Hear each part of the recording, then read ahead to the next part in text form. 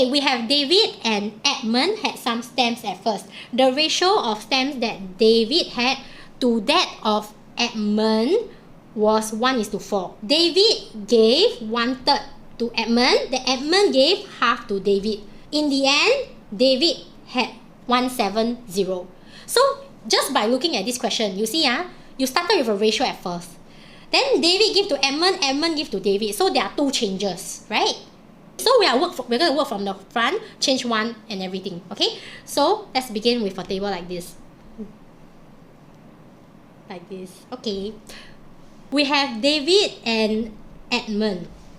Okay, so at first, the ratio is 1:4. So I will put 1 unit to 4 unit. Change number 1. David gave 1/3.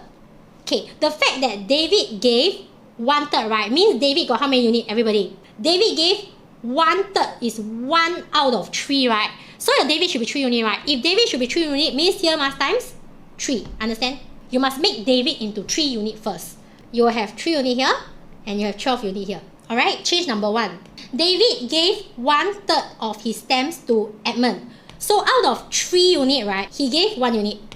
So change number 1, right, is minus 1 unit. So David gave that 1 unit to Edmund, right? So Edmund must plus 1 unit. Okay, for this type of question, don't straight away go to change 2. If you straight away go to change 2, right, you will make mistake. You need to find the end of change 1, what is happening here first. Because this is something you need to check later on. 3 unit minus 1 unit, end of change 1, David got 2 unit. 12 unit plus 1 unit, right? 13 unit for Edmund. Okay, that's end of change 1. Now, look at the change 2. Right here, Edmund gave half. It means, right, Edmund must be 2 unit at this point in time. But Edmund is 13 unit at this point in time. Okay, I'm going to teach you a technique. There's a lot of ways to do it, but I'm going to do it this way. So how can you make it such that Edmund become 2 unit? You can actually times 2. If you times 2, right, everything you times 2 throughout also.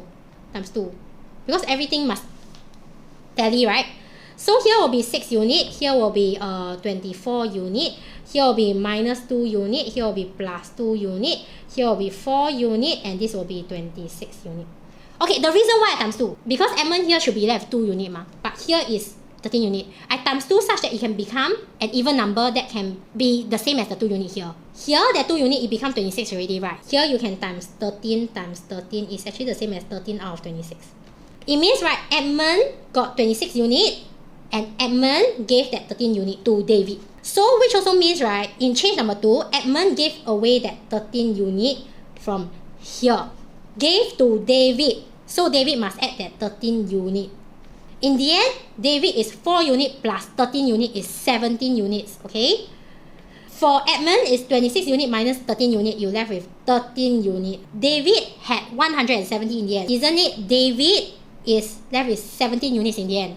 That 17 units is equals to David in the end is 170. So 1 unit is 170 divided by 17 equals to 10. So how many stamps did David have at first? Remember, look at the last one in the bracket. That's the final one you look at. So David, right, has 6 units at first. So 6 unit is 6 times 10, you'll get a 60. Alright, so part A is a 60. How many stamps did Edmund have in the end? Edmund in the end is a 13 unit. You just need to take 1 unit, which is a 10. 13 times 10, you get 130. Okay, so 130 done.